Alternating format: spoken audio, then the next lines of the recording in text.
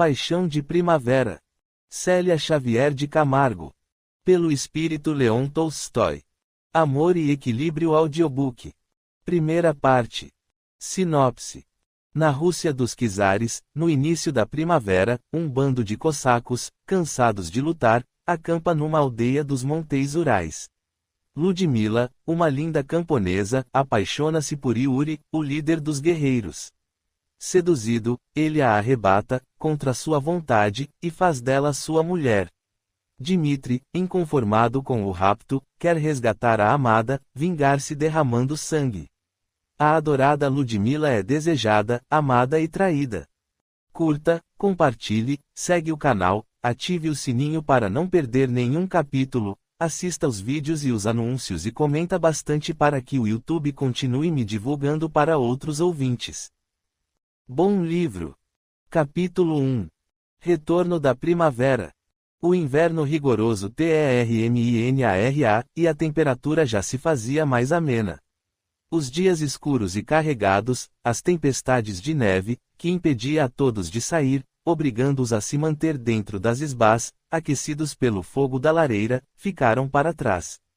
Sob os raios de sol, a neve derretia, caindo em gotículas e formando poças no início, depois, filetes de água, e, em seguida, um riacho, que corria rumorejante entre as pedras, no solo rochoso. A terra cobria-se de gramíneas verdejantes, e os campos coloriam-se de flores de tonalidades variadas, as árvores, de galhos escuros e ressequidos, voltavam a florescer, repletos de vida. Essa cascata de luzes, num prenúncio de primavera, trazia a esperança de dias melhores e mais felizes. Pequenos animais atreviam-se a sair de suas tocas e esconderijos, aquecendo-se ao sol da manhã. Ao fundo, contrastando com o céu muito azul, os Urais, imponentes e intocáveis, deixavam-se ver à distância, cobertos de neve, numa paisagem belíssima e impressionante. Ao longe, o sol, incidindo nas ravinas, criava brilhos e sombras, permitindo visualizar cascatas iluminadas, como luzes a despencar das alturas, formadas do gelo que derretia. Ainda fazia muito frio. Naquela manhã, na pequena vila de Mujikis, os moradores saíam de suas isbás, animados e satisfeitos. Deixando as indumentárias mais pesadas e escuras, vestiam-se agora com roupas mais leves e coloridas. Os homens trajavam calças largas, amarradas na cintura e presas nos tornozelos, camisas abertas, sem gola, debaixo de casacos de lã, usavam botinas de couro, e, cobrindo a cabeça um pequeno barrete. As mulheres vestiam saias rodadas, de cores vibrantes, blusas brancas de mangas compridas, sobre as quais colocavam grande chale franjado, sobre a cabeça e as costas, jogando-se um dos lados sobre o ombro, nos pés, calçados de couro grosseiro e resistente.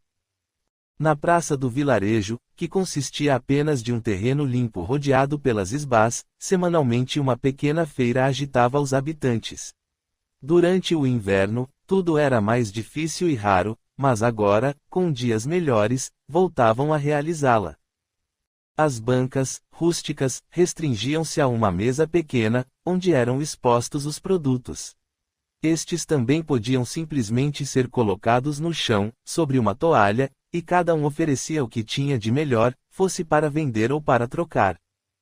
Havia frutas secas, castanhas, carnes, cereais, peixes salgados, pães, bolos e guloseimas, que atraíam especialmente as crianças, mas também roupas, calçados, ferramentas e outros produtos. Como a vida social no vilarejo era bastante restrita, essa era a ocasião em que os moradores, reunindo-se, aproveitavam para conversar, saber das novidades, falar dos negócios, contar anedotas. Riam de tudo e de nada. Sentiam-se felizes, apenas. Naquela manhã, Masha também saiu de casa para ir à feira, levava uma cesta de fibra trançada, acompanhada pela filha, Ludmila. De braços dados caminhavam pela vila, rumo à praça. À passagem delas, todos se voltavam, admirados, para contemplar a graciosa Ludmila. Jovem de apenas 14 anos, Ludmila, ou Mila, para os mais íntimos, atraía a atenção de todos por sua beleza e graça. Seu rosto era pequeno, delicado, a pele clara e acetinada, os olhos, escuros e amendoados, eram recobertos por longos cílios, o nariz, pequeno e bem feito, e a boca, vermelha como as romãs, era delicada e de contornos voluptuosos. Emoldurando o conjunto, uma massa de sedosos e longos cabelos negros, e, sustentando a cabeça soberba, um pescoço de cisne. Quando andava, seu corpo esguio parecia o de uma rainha, pelo porte e elegância naturais. Tudo isso, porém, que as outras pessoas notavam, passava-lhe completamente despercebido, uma vez que não se dava conta da profunda impressão que causava nelas. Quando alguém perguntava à mãe de Ludmila quem ensinara a ela tais maneiras, pois mais parecia uma princesa, a contrastar com o jeito rude das pessoas da vila, Masha respondia que eram naturais da filha, que sempre fora assim. Masha e o marido, pessoas do campo, sem qualquer instrução, não tiveram condições de orientá-la, e alguém que pudesse fazê-lo jamais se aproximara da menina. No fundo, as atitudes de Ludmila causavam espanto até mesmo na mãe e em Boris, seu esposo. Ninguém sabia explicar. Ao chegarem à feira, foram envolvidas pelos amigos. Dmitri Alexeyevich, um jovem interessado na bela Ludmila, aproximou-se, gentil. Bons dias. Como tem passado? Boris não veio? Bom dia, Dmitri. Boris está aproveitando a ocasião para plantar nabos. O tempo está excelente. Sem dúvida, Masha. Irão participar das festividades, à noite? Sim, certamente. Não poderíamos faltar. Ludmila só fala nisso. A moça, tímida, baixou a cabeça, encabulada, e o rapaz corou de satisfação. Na verdade, a família de Ludmila fazia gosto nesse interesse do rapaz pela filha. Dmitri era bom moço, trabalhador, honesto e filho dedicado, enfim, não havia partido melhor naquela região. Seguramente, se viessem a casar-se, Ludmila seria muito feliz com ele. A jovem, porém, mantinha-se retraída, sem dar-lhe muitas esperanças. Quando Dmitri afastou-se, atendendo ao chamado do pai, Ludmila acompanhou-o com os olhos. Sim, tinha que admitir, ele era um rapaz bonito, gentil, tinha um lindo sorriso e era seu amigo desde a infância. Mas só isso, ela não o amava, como não amava homem algum. Porém, resignada, conformava-se, pensando que acabaria por casar-se com ele. Com quem mais? Todos os outros moços do vilarejo, conquanto amigos, eram feios, sem graça, rudes, e ela nunca iria interessar-se por nenhum deles. Assim pensando, começara a olhar para Dmitri como seu futuro noivo. Pelo interesse dele em saber se compareceriam à festa, logo mais à noite, e o olhar com que ele a envolveu, notou que havia algo mais no ar. Talvez fosse até pedi-la em casamento. Quem sabe? Ludmila suspirou, desalentada. Não era o que sonhara para sua vida, mas que fazer? Alguém se aproximou de Masha.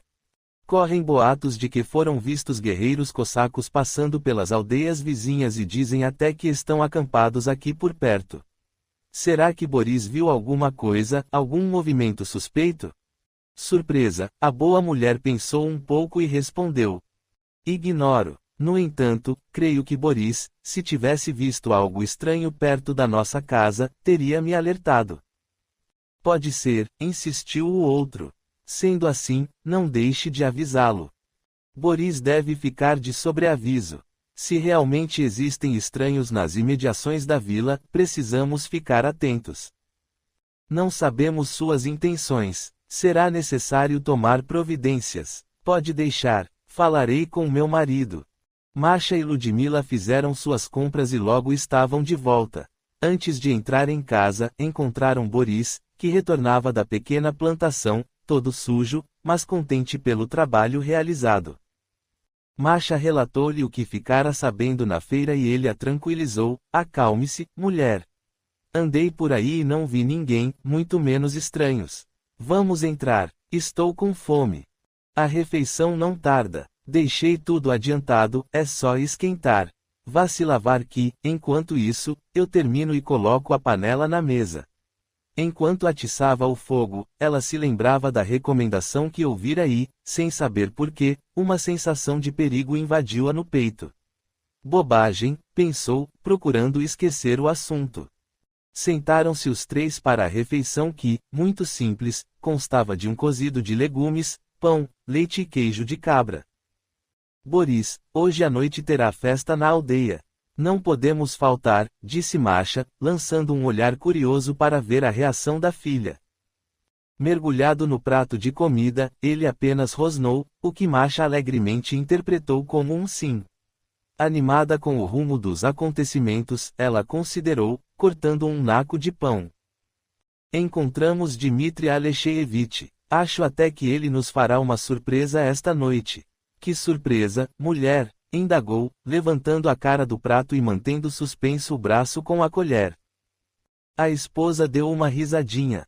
Ela era de pele bem clara, e seu rosto gordo e rosado ficou ainda mais corado de satisfação. Isso eu não sei. Vamos aguardar, disse, revirando os olhinhos. Você sabe de alguma coisa, filha? Questionou o pai. Não, meu pai, não sei de nada, disse Ludmila, baixando a cabeça. Então, vamos comer em paz, resmungou, compreendendo que a mulher escondia algo, o que o deixava sempre incomodado. Na verdade, Masha fazia gosto no casamento entre sua Ludmila e Dmitri Alexeyevich porque ele era o melhor partido da aldeia e filho de Alexei Grotienko, intendente do proprietário daquelas terras, que gozava de muito prestígio. Era Alexei quem resolvia todos os problemas da propriedade, visto que o Barini, conde Konstantin Kamerovich, raramente visitava seus domínios, preferindo a agitação da corte.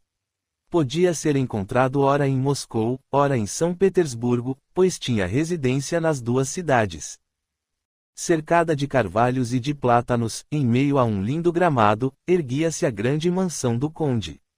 Não poderia dizer que fosse bonita, com seus tijolos vermelhos e suas paredes retas, mas era uma construção sólida e imponente, quase como uma fortaleza, construída no século XVI, por um ancestral preocupado com ataques de bandoleiros, que a cercara com alto muro e um grande portão de ferro. Ladeando o portão, duas grandes tochas faziam a iluminação à noite. O conde era um bom vivant, deixava tudo a cargo de seu intendente, que residia numa casa aos fundos da mansão. E, somente preocupado com as rendas que recebia por ocasião das colheitas, permitia a seus mujiques, ao contrário de outros proprietários, terem as próprias plantações de verduras e legumes e até criação de pequenos animais, como porcos, galinhas e cabras. Diga-se de passagem, essa maneira de agir era diferente para a época, tendo em vista que, apesar de oficialmente extinta a escravidão na Rússia, em 1861, os mujiques ainda eram considerados verdadeiros escravos até aquela data. Assim, eles trabalhavam nas desiatines de trigo, aveia e cevada, que se estendiam por grandes acres de terra, mas também podiam cultivar suas hortas, de onde tiravam o alimento. Tudo o mais ficava a cargo de Alexei. Lá pelo meio da tarde, trajados com suas melhores roupas, Boris Moriscov e a família tomaram o rumo da vila, encontrando outros habitantes das redondezas, que também se dirigiam à praça. Conversando animadamente, fizeram o resto do trajeto. Masha levara uma cesta de pãezinhos doces, recheados com geleia de maçã, apreciados por todos. Armavam uma grande mesa no centro da praça, e, ali, cada um que chegava ia colocando suas oferendas e quitutes. Nessas ocasiões, era costume cada família trazer um prato diferente, para comemorar a chegada da primavera. A noite ainda não chegara, mas a praça já estava cheia de gente. O vento parara de soprar. Fazia muito frio, mas estavam acostumados e ninguém se incomodava. Ao anoitecer, acenderam duas fogueiras, que iluminavam tudo ao redor, lançando reflexos avermelhados e aquecendo o ambiente. Os músicos acomodaram-se e começaram a tocar, alegrando a noite e contagiando ainda mais o povo. As danças não se fizeram esperar. Cantaram, dançaram, comeram e beberam, enquanto as crianças brincavam. A certa altura da festa, as moças da aldeia começaram a se apresentar, dançando para a assistência. Chegou o momento em que pediram a Ludmila que dançasse. A jovem, sempre tímida, corando de vergonha, sem poder esquivar-se, dirigiu-se ao centro da roda. Os músicos começaram a tocar, e todas as atenções fixaram-se nela. Trêmula, ela fechou os olhos, para não ver nada à sua volta, e principiou a dançar, logo aos primeiros passos, a delicadeza dos gestos, a expressão do rosto, os movimentos sinuosos encantaram a plateia. Aos poucos, ela foi se soltando e se deixando dominar pela música e pelo prazer da dança. A melodia, lenta a princípio, sincopada, ficou cada vez mais agitada e voluptuosa, sensual. Aos poucos, acompanhando a música cada vez mais alta, mais acelerada, mais exigente, a flama ardente que existia em Ludmila expressava-se em giros e volteios, e ela, com as mãos segurando delicadamente a barra da saia, deixava à vista as botinas, até finalizar, na ponta dos pés, com os braços levantados. Aplausos e gritos de admiração surgiram de todos os lados. Após a dança, como se voltasse a ser ela mesma, Ludmila foi sentar-se junto da mãe, tímida e insegura. Ninguém se dera conta de que, em silêncio, um bando de guerreiros cossacos havia se aproximado do vilarejo. Evitando que os cavalos fizessem ruído, calados, entraram na vila e acercaram-se da praça, atraídos pelas fogueiras que podiam ser vistas à distância, pelo som da música e pelo vozerio alegre. Chegaram justamente no momento em que Ludmila foi convidada a dançar. O chefe fez um gesto e todos estacaram, em respeitoso silêncio. Acobertados pelas sombras, visto que na noite escura apenas as estrelas brilhavam no firmamento, eles viam perfeitamente o que se passava na praça, à luz das fogueiras, apesar de ninguém conseguir vê-los.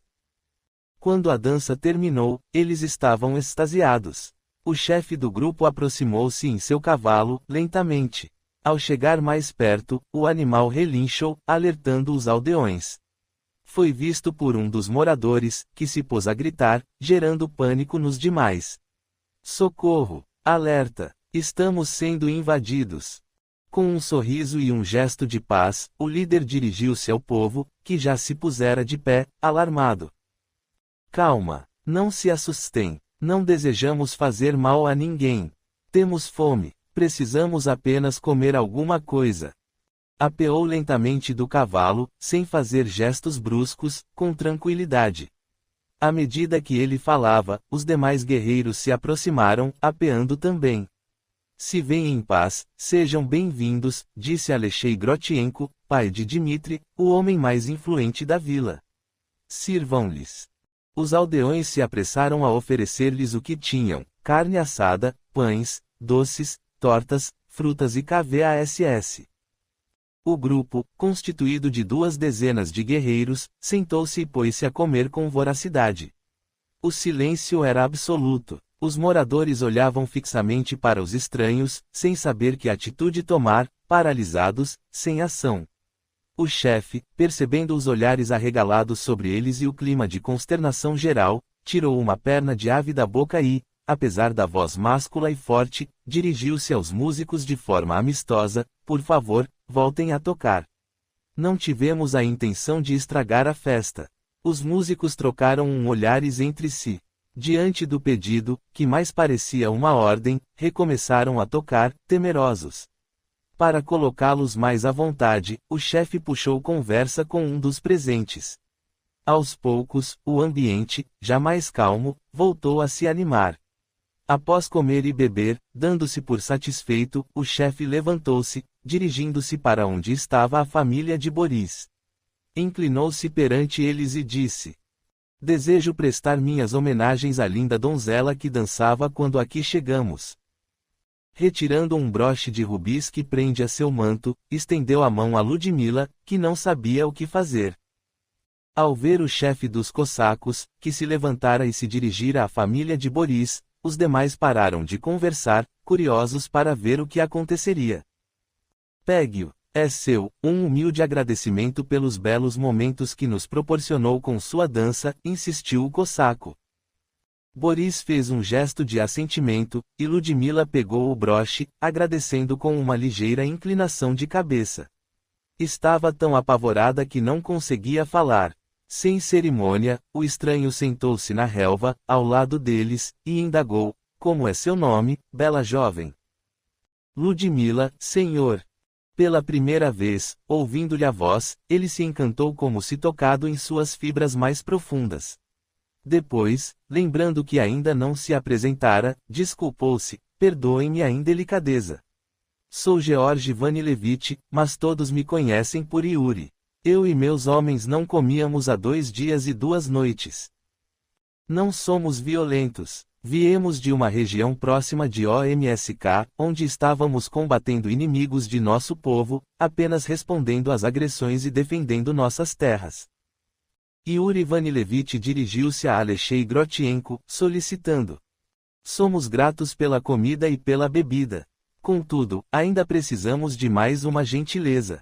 Poderíamos pernoitar nas imediações? Viajamos muito, estamos exaustos e, se nos permitirem, em qualquer lugar montaremos nossas tendas e amanhã mesmo iremos embora. O intendente trocou olhar com os homens da vila, que cochicharam entre si. Depois, fizeram um gesto afirmativo com a cabeça. Mesmo sem ter escutado o que os aldeões conversaram, Alexei sabia o que refletiam: se os cossacos estavam bem armados, se eram homens acostumados a guerrear e tinham fama de ferozes, de que modo eles, gente pacífica, poderiam resistir-lhes? Então, dirigiu-se ao chefe. Yuri Vanilevich, tem nossa permissão para pernoitar com seus homens em nosso território. Existe um local, aqui perto, onde poderão montar as tendas. Venha, eu mesmo mostrarei. Os mujiks, respirando aliviados, sentiam-se satisfeitos por resolver, em paz, essa questão tão delicada. Sentaram-se em torno das fogueiras, agora mais fracas, quase se apagando, para trocar ideias, sem ânimo de retornar às isbás. Capítulo 2. Os cossacos. Naquela noite, no vilarejo, ninguém conseguiu dormir. Os aldeões permaneceram na praça, calados, sem coragem de falar. De vez em quando, alguém atiçava o fogo, para que não sentissem o frio ainda incômodo apesar da primavera, até que Alexei retornou, um tempo depois, e serenou-os, afirmando que poderiam voltar em paz para suas casas. Tudo estava bem. Os cossacos comprometeram-se a pernoitar e, na manhã seguinte, levantariam o acampamento. Todos se mantiveram em silêncio, pensando. Boris fez-se porta-voz dos demais, perguntando o que estes não tinham coragem de falar. Alexei Grotienko acreditou em Yuri Vanilevich. Alexei respirou fundo, abriu os braços num gesto de dúvida e impotência, antes de responder. Só nos resta acreditar, Boris. O que mais podemos fazer? Sentou-se entre eles e se manteve pensativo, como os demais, olhando o fogo que crepitava. Todos estavam em choque. Os fatos recentes vinham modificar completamente suas pacatas existências, assim como a segurança que gozavam na aldeia e na região.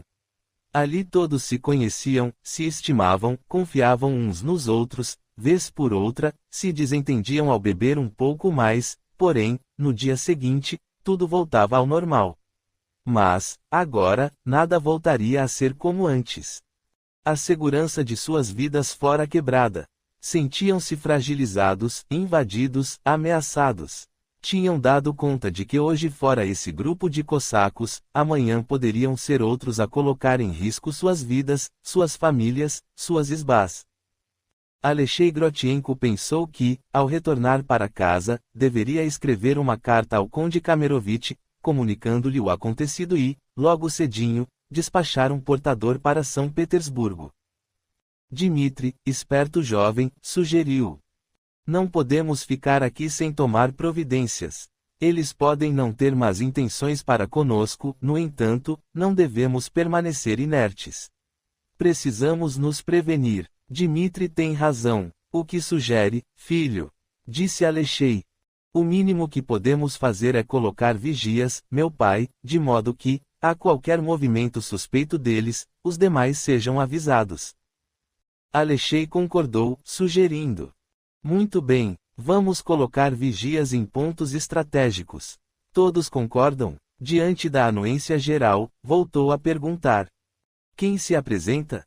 Dmitri foi o primeiro a levantar a mão, seguido de Boris, Serguei e Anatoly. Então, se armem com facas, paus, com o que puderem. Estabeleçam uma senha para alertar os demais. Como Dmitri é o mais jovem e ágil do grupo, ele correrá para dar o aviso. Escolham pontos estratégicos, a uma distância que possam ver o acampamento e, ao mesmo tempo, se manter em segurança. De onde, em caso de perigo, possam contar com tempo suficiente para fugir, recomendou Alexei. Dmitri, Boris, Sergei e Anatoly escolheram como senha o pio do mocho, mais fácil de imitar e que não causaria desconfianças entre os cossacos. Depois, despediram-se dos demais e foram para seus postos. Nada mais tendo a fazer ali, os mujiks tomaram o rumo de suas isbás, porém dispostos a permanecer alerta para proteger suas casas e famílias. Masha e Ludmila, apoiadas uma na outra, fizeram o trajeto de volta, preocupadas com Boris, que permaneceria de vigia durante toda a noite. Ao chegarem à isba, procuraram fechar bem as portas e as janelas. Precisavam estar preparadas para o caso de um ataque. Masha pegou um facão e colocou-o sob o travesseiro, entregando outro, menor, à filha, que o rejeitou com um gesto de cabeça. Não saberia o que fazer com ele, minha mãe. É preciso, filha, guarde-o mesmo assim, poderá ser útil numa emergência. A jovem não acreditava em nenhuma violência por parte de Yuri. O coração lhe dizia que o cossaco nada faria contra os moradores da vila. Não desejando discutir com a mãe, docilmente pegou o facão e colocou-o debaixo da cama. Deitaram-se sem trocar de roupa. Não conseguiam conversar, imersas nas próprias preocupações. A jovem Ludmila não queria admitir nem para si mesma, porém sentia-se tocada por algo diferente, desde que vira o chefe guerreiro. Sua voz máscula e forte, ao mesmo tempo branda, calou fundo em seu íntimo. Com a presença dele, todo o seu corpo emanava força, segurança e determinação. Em sua mente, ficara gravada a figura dele em tintas indeléveis, o belo semblante, os olhos escuros encimados por grossas sobrancelhas, a boca grande de lábios finos e bem feitos, a cabeleira até o pescoço, com mechas para trás, como se batidas pelo vento, o pescoço firme e os ombros largos. Ludmila suspirou ao lembrar-se da mão que se estendera para entregar-lhe o broche, mimo que trazia agora apertado contra o peito. A princípio sentira um grande medo na presença dele, mas quando a mão grande e forte tocara a sua, ela experimentou um frêmito de prazer jamais imaginado, seus olhos se cruzaram num relance, o suficiente para que ela soubesse que nunca mais iria esquecê-lo. Que sentimento seria esse que a tomava de assalto, avassalando-a por inteiro, qual a torrente impetuosa do rio, ou a força do vento que passa nas intempéries, carregando o que encontra pela frente? Ludmila não tinha coragem de confessar nem para si mesma, mas o pensamento segredava-lhe que estava atraída por ele. Ouvira dizer que o amor arrasta, envolve e deixa a criatura entregue, submissa. Seria isso amor? Na escuridão do pequeno quarto, sob a manta de lã, segurava o broche bem apertado. Levou a mão até o rosto, sentindo-o quente e corado, acariciou as pedras frias de encontro à face e fez com que a peça de ouro escorregasse até seus lábios, depositando um beijo nela. Corou ainda mais de vergonha. Naquele gesto solitário, teve a sensação de estar beijando o próprio cossaco. Meu Deus, o que está acontecendo comigo? Não me reconheço mais. Estou confusa. Como pode um homem que eu vi uma única vez, que não sei quem é, como é, se é confiável, provocar uma reação tão intensa em mim? No entanto, ardo de desejo de vê-lo novamente e, ao mesmo tempo, sinto certa repulsa por ele, desejando que se afaste. Porém, só o fato de pensar que poderei não vê-lo nunca mais, tira-me a razão. Nossa Senhora de Kazan, socorrei-me. No acampamento cossaco, a situação não era diferente. Os guerreiros, agitados pela presença das jovens aldeãs, queriam conversar, trocar ideias e até invadir a aldeia de mujiks, para subjugar todos e carregar as jovens, ébrios de desejo. O chefe Yuri, porém, foi taxativo. Dei minha palavra, respeitaremos a hospitalidade dos aldeões. Amanhã tomaremos nosso rumo. Vamos dormir. Um dos companheiros de Yuri Vanilevich questionou-o, após se deitarem lado a lado, notei que ficou impressionado com a beleza da jovem bailadeira, no que lhe dou razão. Jamais vi outra mais bela. Por que não a leva consigo? Roubá-la não deve ser difícil. Yuri manteve-se em silêncio por alguns instantes, contemplando o manto estrelado, depois disse, em voz quase inaudível: é apenas uma criança. Agora, cale-se. Estou exausto e com sono. Tivemos um dia bastante puxado. O outro silenciou, e Yuri logo percebeu, pelo ressonar, que dormia. Na verdade, ao contrário do que dissera, ele não sentia sono. Desejava ficar só, em silêncio, para poder pensar em tudo o que acontecera naquela noite.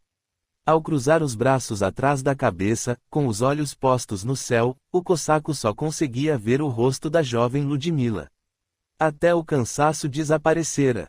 Revia o momento em que entraram no vilarejo e, atraídos pela luz das fogueiras, aproximaram-se da praça, justamente no instante em que a jovem caminhava para o centro da roda e começava a dançar. Na tela da memória, ele a via dançando de novo, ao som da música. Depois, encantado, sentiu desejo de aproximar-se dela. Arrumando um pretexto, lembrou-se do belo broche de ouro e rubis que prende a seu manto. Não teve dúvidas. Retirou-o e, caminhando até onde ela estava com a família, ofereceu-lhe o mimo, como agradecimento pelo momento de prazer que lhes concedera com sua dança. Tímida, ela sequer conseguiu levantar os olhos e fitá-lo. O pai, diante da situação, com um gesto ordenou-lhe que aceitasse e, então, finalmente, ele pôde ter a satisfação de olhá-la nos olhos, ouvir sua voz maviosa e sentir seu perfume de lavanda. Respirou fundo. Ah! Como gostaria realmente de levá-la comigo. Com a imaginação desatada, ele já se via em seu cavalo, cavalgando rápido, aproximava-se dela e arrebatava-a para si, fugindo com ela em seus braços. E ela, ardente de paixão, entregava-se aos seus beijos e às suas carícias. Sentiu-se inflamar. Ao mesmo tempo, pensava, nunca experimentei nada igual por mulher nenhuma. O que está acontecendo comigo? Sempre me mantive cavaleiro da situação. Amava as mulheres que se me apresentavam, no ardor da paixão, esquecendo-me delas no momento seguinte. Será isso amor? Se for, estou perdido, porque ela não poderá pegar garupa em meu cavalo e ir comigo, ou mesmo interessar-se por mim. E, ao mesmo tempo em que ela me atrai, que me arrebata de paixão, sinto que não posso confiar nela. Algo me diz que poderá atrair-me, tripudiar do meu amor. Mas isso é um absurdo. Por que tais pensamentos invadem minha cabeça? Que bobagem! Sempre fui o mais forte e dominei as mulheres, porque estaria agora preocupado com uma aldeã que mal conheço. Virou-se no leito improvisado, puxando ainda mais o manto de lã de carneiro, para cobrir a cabeça, protegendo-a contra a friagem da noite. Depois, resmungou para si mesmo, tolice. Não adianta ficar pensando nela. Preciso dormir e esquecer. Amanhã, conforme prometi, iremos embora e nunca mais a verei. Ainda muito cedo, Yuri levantou, espreguiçou-se e chamou o amigo que dormia a seu lado. Acorde, Feodor, e desperte os demais. E preciso partir. Temos um longo trajeto pela frente. O outro se ergueu rapidamente, esfregando os olhos. Logo, a agitação tomou conta do acampamento. Nisso, um dos cossacos aproximou-se do chefe. Temos um problema, Yuri. Sim, o que está acontecendo? Venha comigo. O companheiro o levou até uma carroça, que pendia perigosamente de um lado, e mostrou-lhe uma das rodas, quebrada. Yuri deu um murro na carroça, praguejando. O que faremos, chefe? Por aqui deve haver alguém que conserte. Vou falar com Alexei Grotienko. Ao deixar o acampamento, Yuri tomou o rumo da mansão do conde, à procura de Alexei. A casa ficava do lado oposto, e precisaria atravessar a aldeia. De repente viu, caminhando ao seu encontro, um vulto conhecido. O coração começou a bater apressado, e uma agitação incomum tomou-o de assalto. Era Ludmila, que, carregando uma trouxa de roupas, surgia como se fosse uma aparição. Ao vê-lo, a jovem titubeou, também com o coração aos saltos. Assim, a luz do sol, cujos raios incidiam sobre seus cabelos, iluminando-os, estava ainda mais bela. Veja se não é nossa bela bailadeira. Que prazer encontrá-la logo cedo, pensou em dizer, todavia manteve-se mudo, como se inesperada timidez o dominasse. Ludmila, por sua vez, envergonhada, queria explicar-se, como se o fato de estar ali merecesse uma explicação. Vinha vila tão cedo porque precisava levar estas roupas para entregar a Kátia, uma amiga. No entanto, sentia-se travada.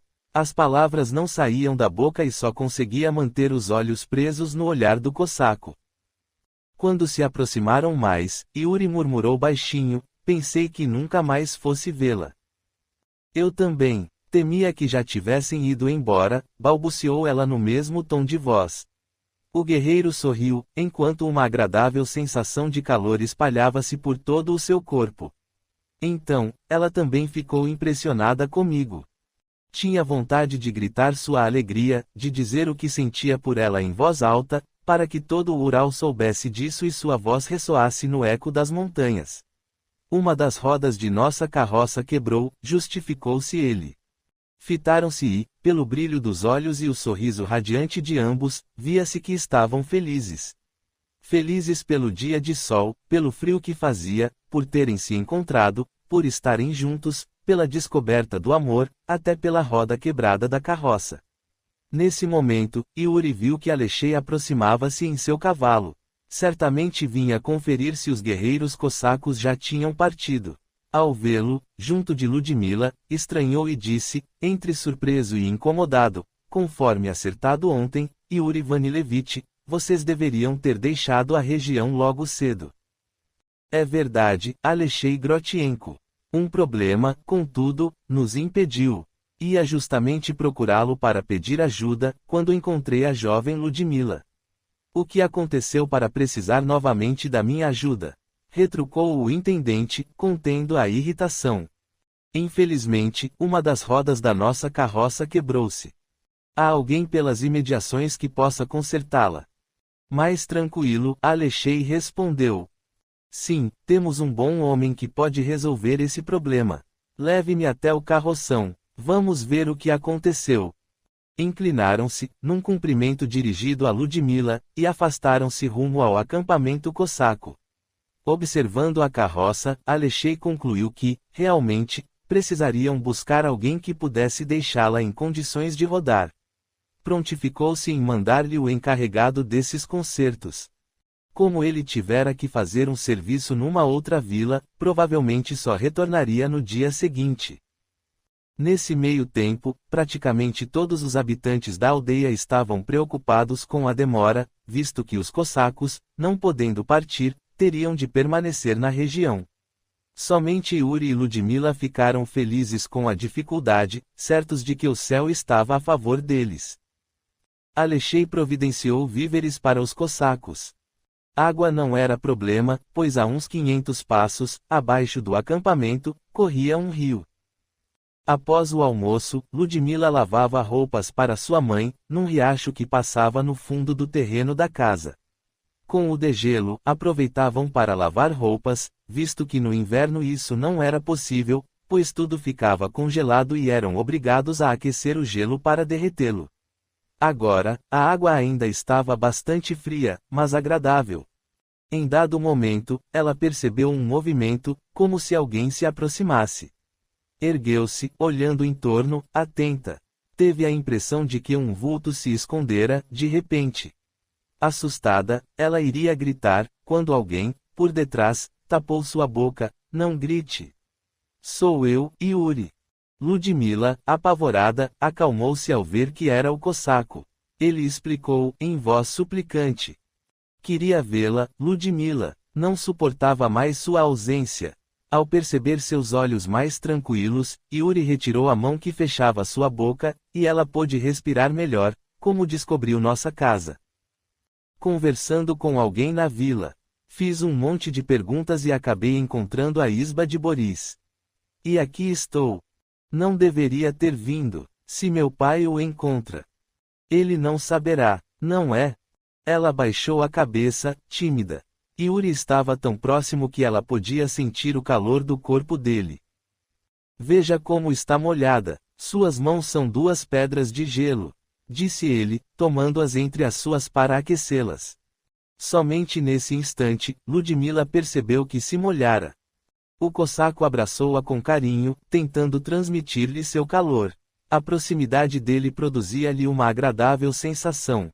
De repente, ele ergueu seu rosto e beijou-a nos lábios, palpitantes de amor. Mila! Ela ouviu a voz da mãe que a chamava e despertou daquele devaneio. Vá embora, não pode ficar aqui. E, soltando-se dos braços dele, correu para casa. Vendo-a ofegante, Masha indagou, surpresa.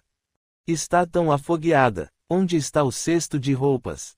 E que ouvi seu chamado, minha mãe, saí correndo e esqueci as roupas.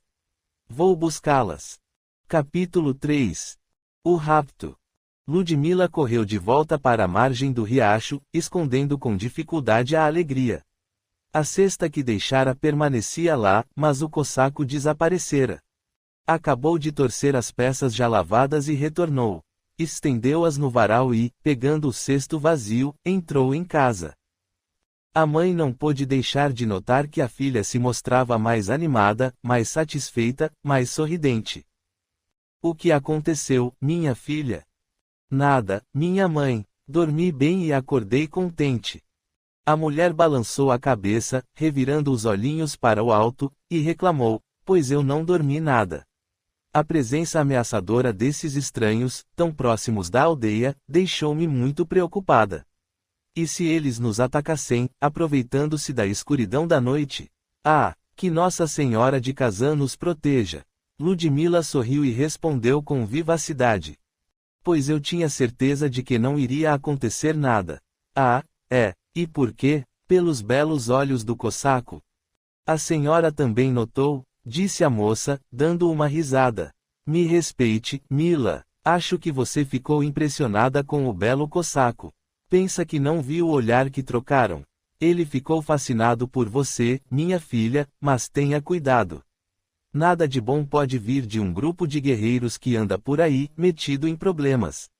Ainda bem que seu pai não percebeu, senão. Não se preocupe, mãe. Logo eles partirão e nunca mais os veremos, disse, com voz trêmula. Ao segurar, a custo, as lágrimas que ameaçavam cair, deu uma desculpa e saiu da cozinha onde a mãe amassava os pães. Não queria que ela percebesse o quanto estava interessada em Yuri. Sim, e ele também interessado nela. Deitou-se no leito para, sozinha, dar livre vazão às lembranças. O beijo que ele lhe dera, à beira do riacho, continuava em sua boca. Sentia o calor de sua presença, a barba que roçava sua pele, o cheiro dele, e os lábios que tocaram os seus. Suspirou de felicidade, corando. Aquele tinha sido o primeiro beijo de toda a sua vida. Jamais o esqueceria, mesmo que nunca mais visse o cosaco. A emoção daquele momento ficaria para sempre gravada na mente e no coração. Masha entrou no quarto da filha e estranhou. Deitada a esta hora do dia? Perguntou surpresa, aproximando-se e colocando a mão na testa da filha. Está com febre. Deve ter se resfriado, ficando tanto tempo a lavar roupas na água gelada. Não é nada, mãezinha. Estou bem, apenas me deu vontade de descansar um pouco. Não se preocupe.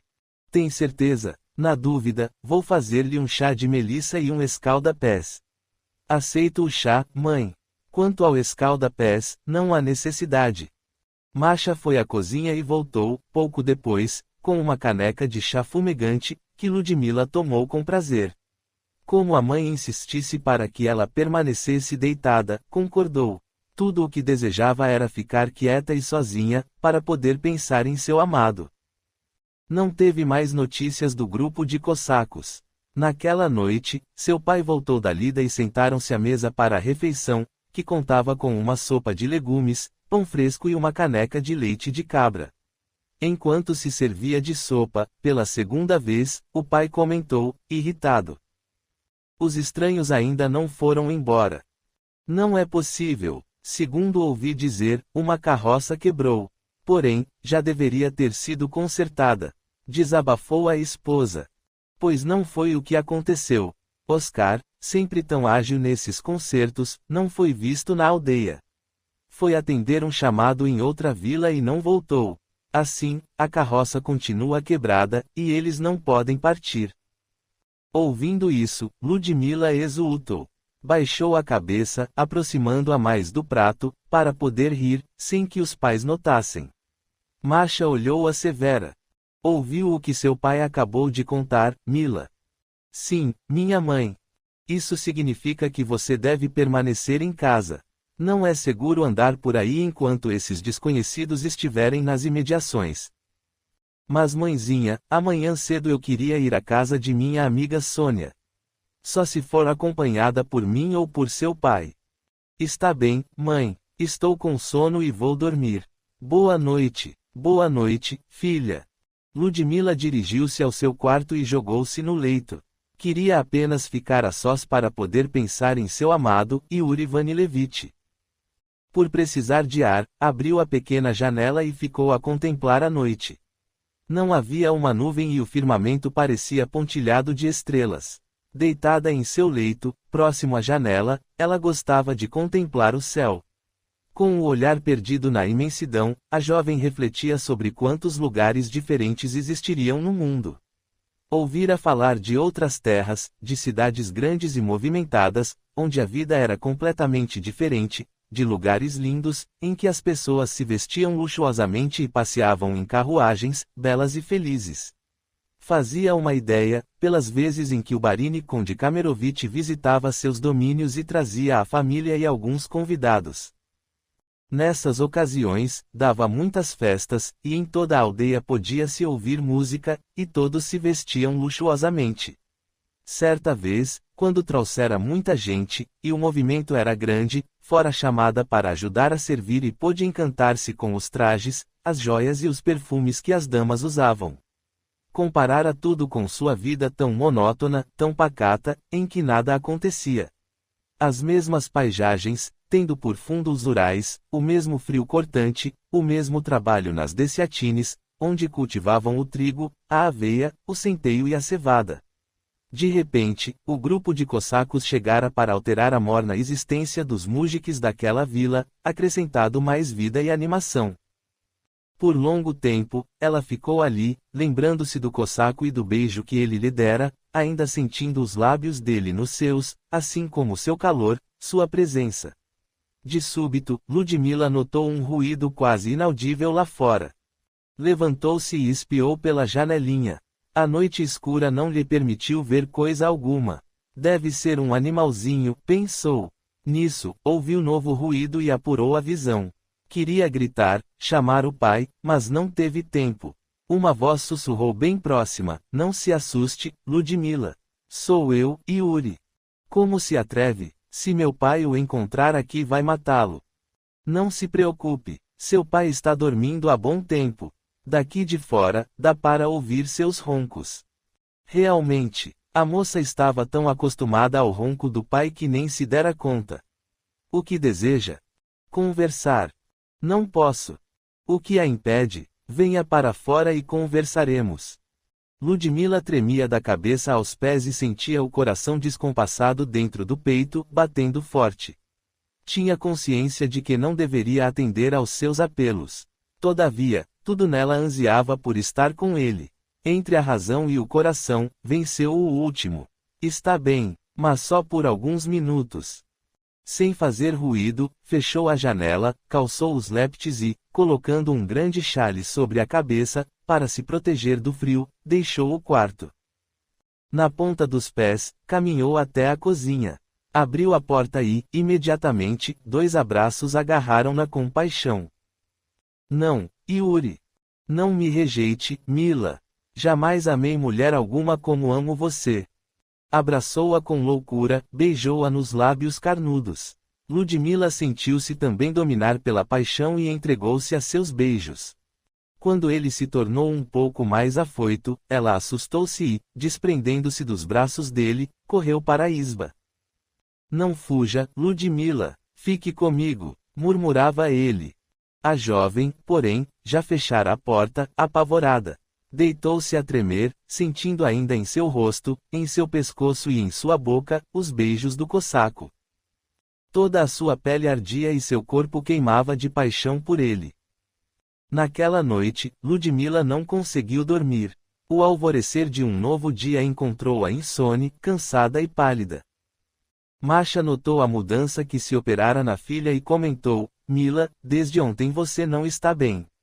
Vou fazer um escalda-pés. Resfriou-se, com certeza. Fez um chá com algumas ervas curativas que tinha em casa, para essas ocasiões, e, adoçando com mel, entregou-o à filha. Beba, filha, vai fazer-lhe bem. Docilmente a jovem tomou o chá e voltou para a cama. Naquele dia ela não iria trabalhar com o pai, como de costume. Mais tarde, ela quis sair de casa para visitar a amiga, mas a mãe não permitiu. E assim, não teve oportunidade de rever o cossaco. Nervosa e, em lágrimas, ela passou o resto do dia ali. O que está acontecendo com você, filha? Perguntou a mãe, preocupada. Nada, mãe. Estou nervosa, apenas. Não poder sair, ser obrigada a ficar em casa, trancada, irrita-me. Você não está trancada, minha filha. Está doente, e, quando se está doente, é preciso guardar repouso. Não se deve sair, para sarar o mais rápido possível. A jovem estava desesperada. Sentia um medo terrível de pensar que já poderiam ter consertado a carroça, e assim, Yuri já teria ido embora com seus homens. De tardezinha, Boris chegou da lida. Na hora da refeição, costumavam conversar, e o pai relatava as ocorrências do dia. Era a oportunidade que Ludmila aguardava para saber notícias. Ela, porém, não se atrevia a perguntar, para não demonstrar interesse. A mãe veio em seu socorro, curiosa. Boris, os cossacos já foram embora. O marido meneou a cabeça negativamente, descontente. Não, parece que o problema da carroça é mais sério. Oscar não conseguiu consertá-la. Ludmila vibrou com a informação. Então, nada estava perdido. Poderia vê-lo ainda, nem que fosse uma última vez. Naquela noite, cheia de expectativa, ela o esperou. Ouviu um ligeiro toque na madeira da janela e sabia que era ele. Arrumou-se e deixou a isba, caindo nos braços do cossaco. Com menos medo, por um tempo mais longo, permaneceram juntos, conversando à beira do riacho. O que será de mim quando você se for?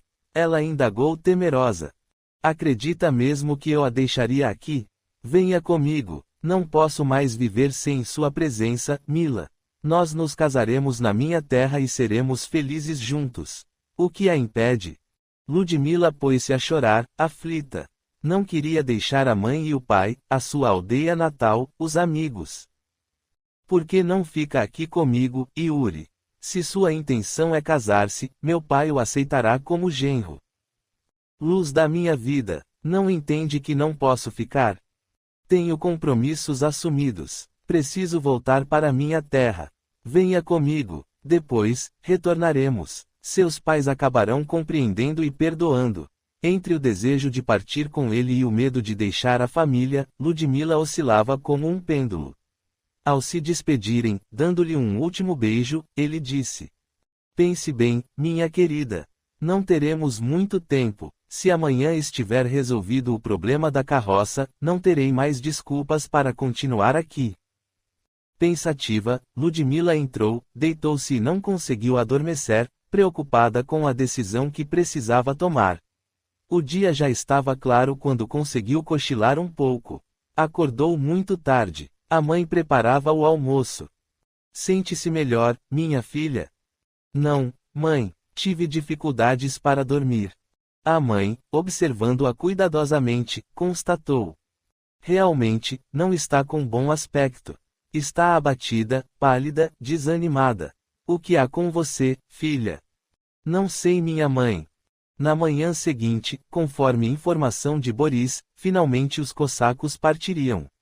Como Ludmila estivesse bastante agitada, os olhos vermelhos e inchados de tanto chorar, os pais não dormiram, preocupados com ela. Assim, a jovem não pôde encontrar-se com o cossaco. Yuri esteve nas imediações da isba de Boris, viu luz acesa durante a noite toda e percebeu logo que algo estava acontecendo. Afastou-se pela madrugada, sem ter conseguido avistar Ludmila. O que estaria ocorrendo? Na manhã seguinte, todos se dirigiram para o centro da aldeia, desejosos de ver partir os cossacos. Contra a vontade de seus pais, Ludmila também se preparou e saiu com eles. Ansiosa, queria ver Yuri pela última vez. Os cossacos desmontaram o acampamento e, montando em seus cavalos, puseram-se em marcha. Como eles teriam de passar pela aldeia, os mujiques ficaram aguardando para vê-los. Lentamente, os guerreiros aproximaram-se da praça e, diante dos moradores reunidos, pararam. À frente, estava o intendente Grotienko. Yuri, inclinando-se, falou solene: Alexei Grotienko, eu e meus homens seremos sempre gratos pela acolhida que tivemos nesta aldeia. Partam em paz, respondeu o outro, inclinando-se. Yuri respirou fundo, espraiando o olhar pela assistência. Procurava alguém. Ao divisar Ludmila junto dos pais, inclinou-se numa reverência, sem desprender os olhos dos dela. Ambos estavam sofrendo. Nada havia a ser feito. Ludmila procurava conter-se, todavia, no semblante, trazia as marcas da luta íntima, a dor da separação, o desespero de não vê-lo nunca mais e, especialmente, o amor que a dominava por inteiro. Yuri titubeou, amargurado. Em seguida aprumou-se, permanecendo firme. Ergueu o braço e fez um gesto, dando ordem de partir. Lentamente colocou o animal em marcha e os demais o seguiram, tomando o rumo da pequena estrada. Os aldeões os acompanhavam com os olhos, esperando vê-los desaparecer ao longe. De súbito, porém, quase na saída da aldeia, notaram que os cossacos haviam parado. Alguns segundos se passaram, até que um deles voltou-se e, decidido, esporeando o animal, em desabalada carreira, retornou sobre seus passos. Os mujiques, perplexos, não sabiam o que estava acontecendo, e esperaram. O cavaleiro, que era Yuri Vanilevich, aproximou-se rapidamente, e os aldeões, ao vê-lo, afastaram-se estupefatos, para não serem atropelados pelo cavalo. Chegando perto e escorregando um pouco pela sela, o cavaleiro abaixou-se de repente e agarrou a jovem Ludmila, que, assustada se pôs a berrar como louca, enquanto o cossaco se afastava com a mesma rapidez. Os moradores, aparvalhados, ficaram parados. Depois, Boris e Masha começaram a gritar, em vão, por ajuda. Tudo foi tão rápido que ninguém pôde fazer nada. Com Ludmila, que lutava e gritava em seus braços, o cossaco afastou-se a galope, seguido de seus companheiros, que o aclamaram, entusiasmados. Aquele era o chefe que eles conheciam e admiravam. Ponha-me no chão, Yuri. Largue-me. Não tenho direito de arrastar-me contra a vontade. Suplico-lhe, deixe-me retornar para minha casa. Ele não respondia. Mantinha toda sua atenção direcionada para o trajeto que estavam fazendo. Haviam se embrenhado por um caminho, no meio da floresta, e qualquer descuido poderia ser fatal. Exausta de gritar, de pedir e de chorar, Ludmila acabou desmaiando. Ajeitando-a melhor em seus braços, ele pôde cavalgar com mais tranquilidade. Com os olhos fixos na estrada, intimamente ele se questionava: o que me fez decidir no último instante? Feodor havia dito várias vezes que ele deveria roubá-la, já que a amava. No entanto, ele resistia com firmeza de propósitos, fiel à sua consciência, que lhe dizia que o correto seria respeitar a vontade dela. Naquele último olhar que trocaram, todavia, ele percebera nela um amor tão intenso, o medo de partir e, ao mesmo tempo, o desejo de segui-lo. Não resistiu mais. Que me importa o resto? Eu a quero para mim e a terei. Então estacar aí, fazendo meia volta, iniciar a desenfreada corrida para pegá-la nos braços e partir com ela. Sem Ludmila a vida não teria mais sentido. Quando a jovem acordou, estava acomodada em uma esteira e coberta com uma manta de lã de carneiro. Abriu os olhos e, num primeiro momento, não se lembrou do que tinha acontecido. Era noite. Relanceou o olhar ao redor. À luz de uma fogueira, viu homens em torno dela, comendo, outros andavam de um lado para o outro, ajeitando as coisas. Nisso, sentiu um braço que envolvia sua cabeça e virou-se para trás. Yuri. Sim, minha querida Ludmila. Sou eu, quem a ama acima de tudo. Ah, sonhava com você. Estarei sonhando ainda? Não, minha bela, você não está sonhando. Ela ergueu o corpo e balbuciou, mas, sonhei que você havia me raptado. Balançando a cabeça, ele discordou, não é sonho. Realmente eu a raptei. Agora, vamos viver juntos e seremos felizes. De um pulo, ela colocou-se de pé. Arfava de indignação, de raiva. Os demais pararam o que estavam fazendo ao ouvir seus gritos.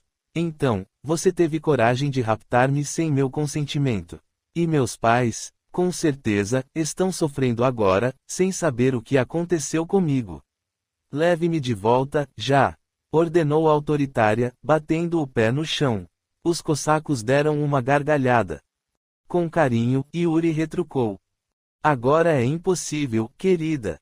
Mas não se inquiete por isso. Logo voltaremos e explicarei tudo a seus pais. No momento, você precisa alimentar-se um pouco. Viajamos muitas horas e... Não quero. Leve-me para casa. É uma ordem.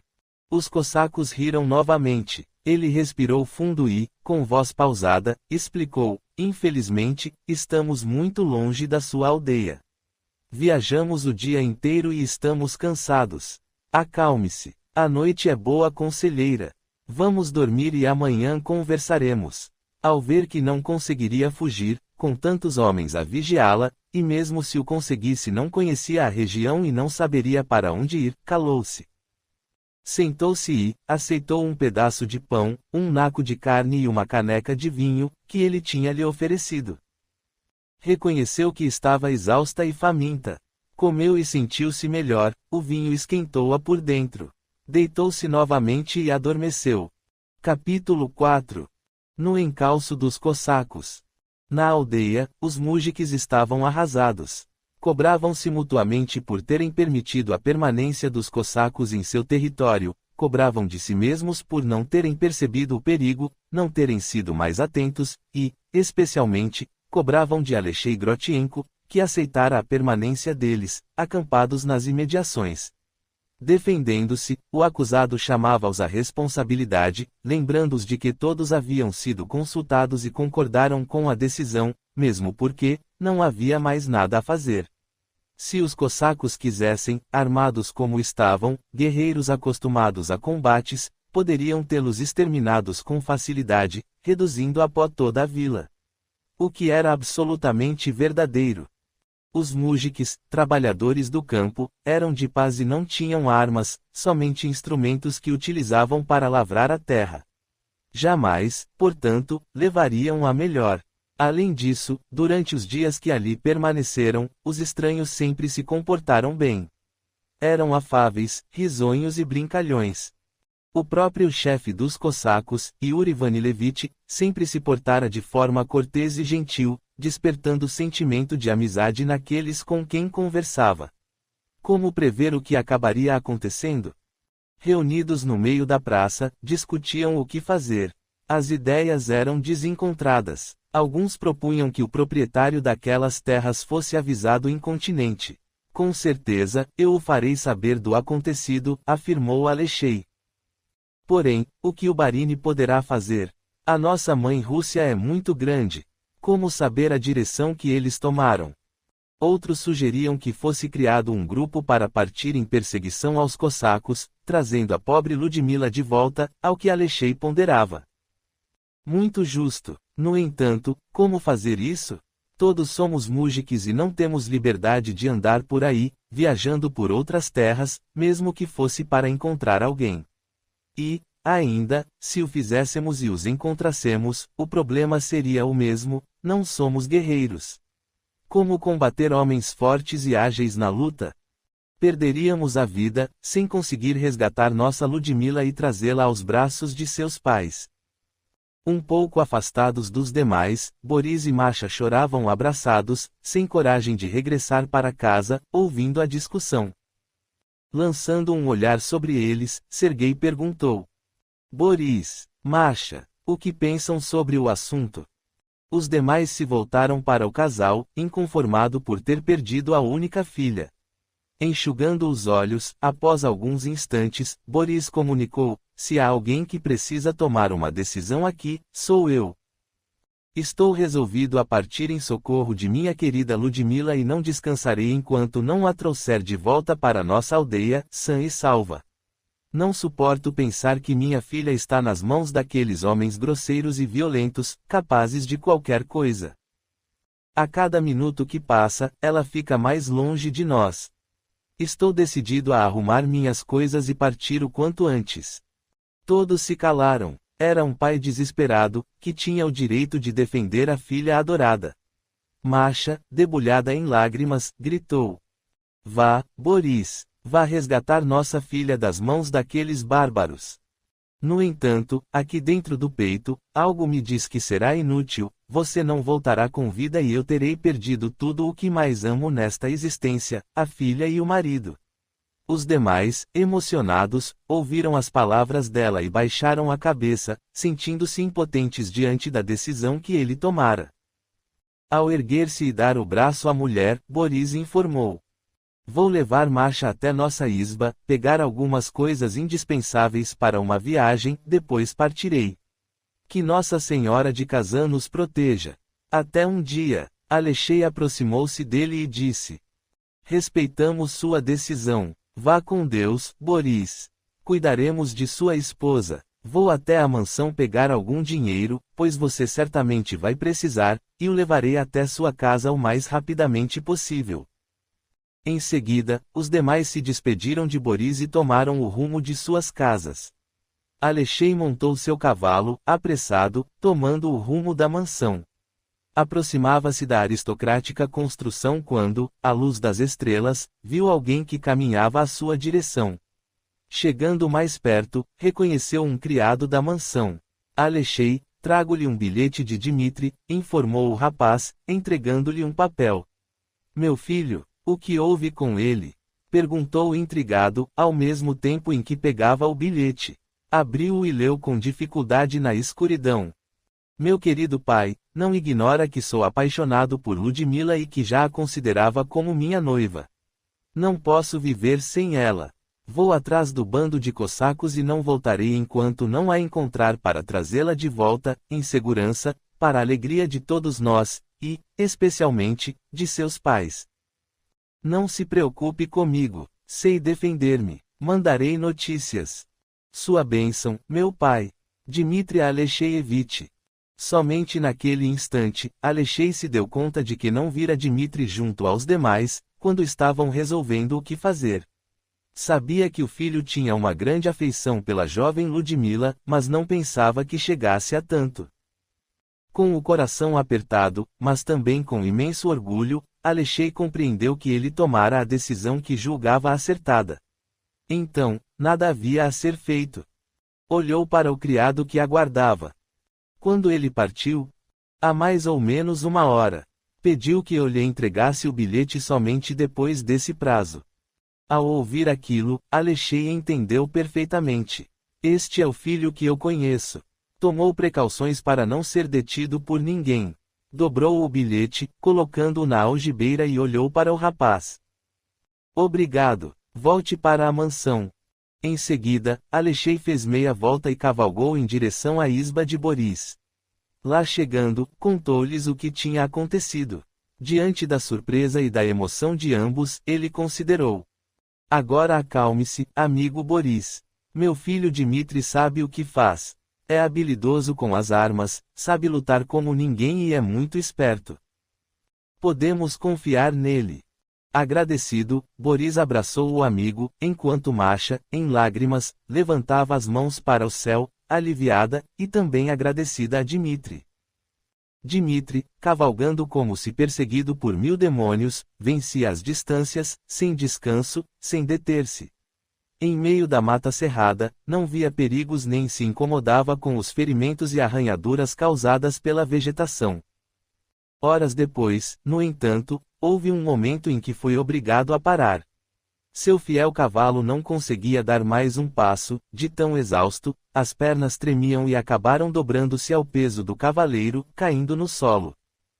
Diante do obstáculo intransponível, Dmitri resignou-se. Tirou os arreios, deixando o animal à vontade, e deu-lhe de beber um pouco da água que trazia. O importante era deixá-lo descansar. Em seguida, procurou o necessário para fazer uma pequena fogueira para proteger-se de animais noturnos e do frio. Já sentindo o calorzinho gostoso das chamas que crepitavam, abriu o saco de couro de carneiro e tirou um bom pedaço de pão, um naco de carne e queijo, que comeu com vontade. Trazia 2 odres, um para água e outro, menor, com kvass, abriu e tomou alguns goles, o que fez com que se sentisse mais aquecido. Cansado, pegou a manta que trouxera e acomodou-se entre as raízes de um grande carvalho, dormindo em seguida. Acordou com os ruídos da mata. Na fogueira quase apagada, apenas algumas brasas ainda fumegavam. Era dia, embora os raios de sol não conseguissem penetrar a ramaria das árvores. Olhou em torno e viu que seu cavalo pastava ali perto. Respirou aliviado. Seu fiel companheiro estava bem. Sabia que deveria ter água nas imediações. Apurou os ouvidos e, acompanhando a depressão do terreno, logo encontrou um riacho de águas mansas e cristalinas. Recolhendo a água gelada nas mãos em concha, bebeu com satisfação, lavou o rosto e reabasteceu o odre de água. Juntou seus pertences, que ajeitou no animal, e logo estava de novo a cavalgar. Diante de alguma bifurcação do caminho, parava, observava as marcas existentes, os vestígios da passagem do bando de cossacos, depois prosseguia. Assim, descobriu onde tinham parado para pernoitar, pelos restos da fogueira e de comida que encontrou. Como hábil caçador, reconhecia qualquer vestígio, qualquer indício, como importante para atingir seu objetivo, e sabia como ninguém seguir um rastro, pelos sinais que encontrava no trajeto, fosse um ramo de árvore, uma folha quebrada, um pedaço de tecido, enfim, analisava bem tudo o que encontrava e seguia em frente. Dificultava seu trabalho a rapidez com que o bando de guerreiros viajava. Não obstante, ele seguia no encalço deles, aproximando-se cada vez mais. 7 dias depois, Dmitri sentia-se eufórico. Sabia que se aproximara tanto de seus inimigos que, a qualquer momento, poderia divisá-los. Por essa ocasião, já atravessavam uma região diferente e tinham saído das florestas. Apesar de avistar montanhas ao longe, o trajeto tornara-se mais descampado, o que o obrigava a redobrar a vigilância, mantendo maior distância entre ele e os cossacos. Depois de longo percurso nas estepes, aproximaram-se das montanhas, contornando-as. Em certo momento, ao fazer uma curva, tendo montanha de um lado e precipício do outro, logo à sua frente, a uma distância de uns 1.500 passos, Dmitri viu os cossacos, que cavalgavam mais tranquilos, certamente supondo-se livres de possíveis perseguidores.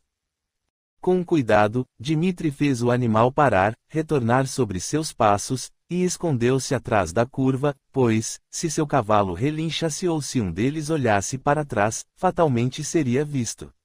Agora, todo cuidado era pouco. Precisava manter uma distância maior. Então, saindo da estradinha, entrou à esquerda e embrenhou-se pelo mato, caminhou uns 200 passos, aproximando-se mais da grande parede rochosa. Procurou um lugar seguro e abrigou-se no sopé da montanha. Embora o sol brilhasse num céu sem nuvens, a sombra que o contraforte da montanha produzia tornava o lugar sombrio e gelado. Enquanto o cavalo pastava, acomodou-se. Cansado, Dmitri colocou a mochila sob a cabeça, cobriu-se com a manta, deitou-se e dormiu. De repente, acordou assustado. Uma sensação de perigo iminente o fez tentar erguer-se, como se mais alguém ali estivesse. Não conseguiu. Ao primeiro movimento, viu-se cercado por 3 cossacos que o agarraram com força. Enquanto se debatia, tentando se soltar, eles o arrastaram e amarraram-no numa árvore. Um deles, mascando um pedaço de capim, deu uma risada, trocando um olhar com os outros. Eu não disse que tinha percebido alguém nos seguindo. Pois você tinha razão, concordou Feodor e, com expressão de quem não pressagiava nada de bom, aproximou-se mais do preso. Agora vamos fazê-lo falar. Com uma faca na mão direita, enquanto agarrava o pescoço de Dmitri com a esquerda, ordenou. Fale, miserável, por que estava nos seguindo? Tentando salvar-se, Dmitri negou, não estava seguindo ninguém. Apenas fazendo o mesmo trajeto. Meu pai fez-me portador de um recado a um amigo dele que mora por estas bandas. Não diga, que recado é esse? Indagou o cossaco, sarcástico. Isso eu não posso dizer. E segredo? Pois se é segredo, você vai morrer, miserável. O terceiro cossaco, vendo Feodor levar a faca ao pescoço do prisioneiro, com real intenção de matá-lo, ponderou em voz baixa. Feodor, não seria melhor levar o rapaz para nosso chefe? Ele não gostará de saber que você tomou a decisão de matar, sem ordem expressa dele, o filho de Alexei Grotienko. O outro parou o que estava fazendo, pensativo, sem desviar o olhar do prisioneiro. Depois, afastando-se um pouco de Dmitri, concordou. Está bem, leve-no. Bem a tempo. Dmitri, que prendera a respiração ao ver a faca tão próxima de seu corpo, soltou o ar, aliviado. Um filete de sangue vivo e quente escorreu-lhe pelo pescoço, empapando-o. Muito bem, agora vamos ao que interessa.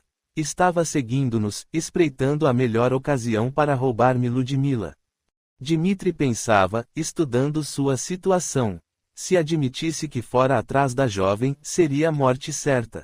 Então resolveu mudar de tática. Asseguro-lhe que não era essa minha intenção, respondeu com voz fraca. Os cossacos, que acompanhavam a conversa, divertindo-se com a situação, caíram na risada. Meus homens disseram que você leva um recado de Alexei Grotienko a um amigo que mora aqui por perto. Isso é verdade? Não, eu menti, não existe recado algum. Irado, Yuri ergueu-se, pegou a adaga e gritou. Miserável, confessa que mentiu, então, fale a verdade agora, se não deseja morrer como um cão sarnento. Cada vez mais, sentindo dificuldade para manter a consciência, em virtude da perda de sangue, Dmitri disse. Vim seguindo vocês porque desejava mudar de vida. Aquela aldeia me sufocava, sempre as mesmas pessoas, nada de diferente. Meu sonho era conhecer lugares novos, belas cidades. Você acha que me engana? Quer que eu acredite nisso? Todos sabem que era apaixonado por Ludmila e que pretendia casar-se com ela. Dmitri, quase desfalecendo, ainda conseguiu balbuciar. Isso é o que todos pensam. A verdade é que meu pai e os pais dela desejavam este casamento. Não eu, sempre. Fomos amigos, apenas. Nesse momento, Dmitri rodopiou e caiu pesadamente no solo. Diante da impossibilidade de prosseguir no interrogatório, Yuri ordenou, levem-no e tratem da ferida dele. Se o prisioneiro morrer, vocês pagarão com a vida. Os três homens afastaram-se, levando Dmitri, e Yuri sentou-se num pequeno banco, pensativo. Ludmila, inquieta pela sorte do amigo de infância, arrastou-se para perto dele, aconchegou a cabeça no regaço do cossaco e perguntou com voz macia, o que você vai fazer com ele, Yuri? Ainda não sei, isso a interessa muito, não é? Você o ama? Ela balançou a cabeça, fazendo os longos cabelos se agitarem. Não, meu querido, amo você somente. Yuri levantou o queixo dela para fitar seus olhos escuros, tentando devassá-la no íntimo. É verdade o que ele disse sobre a história do casamento? Sim, é verdade. Meus pais e o pai dele tentavam nos aproximar, pensando em um futuro compromisso entre nós. Nunca, porém, houve qualquer interesse meu ou dele. Crescemos juntos, somos amigos. E só. Ela parou de falar, trocou um longo olhar com ele, e afirmou. Amor, eu só senti quando o conheci. Você se lembra quando chegou à vila e eu? Você estava dançando e me encantou. Jamais mulher alguma despertou em mim tanto sentimento como você, naquela hora. Senti que era a mulher de minha vida. Assim dizendo, ele inclinou-se e beijou-a longamente. Ficaram ali abraçados, trocando juras de amor, esquecidos do acampamento, do prisioneiro, de tudo. Capítulo 5. No acampamento. Amanhecera. Dmitri despertou, abriu os olhos e percebeu que estava no meio do acampamento cosaco, rodeado de seres hostis. Naquele momento, lembrou-se dos fatos da véspera.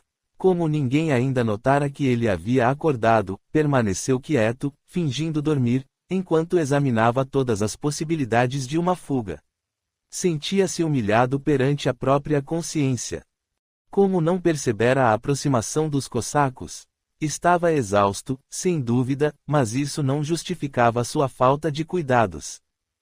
As cordas, muito apertadas, provocavam dores horríveis nas mãos. Essa situação, porém, não duraria muito, a paciência deles teria um limite e, certamente, logo viriam buscá-lo. Tinha que estar preparado. Algum tempo depois, foi levado novamente à presença de Yuri. Diante dele, o chefe indagava aos companheiros como tinham encontrado o prisioneiro, e eles relatavam o acontecimento em minúcias, divertindo-se a valer. O chefe voltou-se para Dmitri e torna a questionar, repetindo as mesmas perguntas: confesse.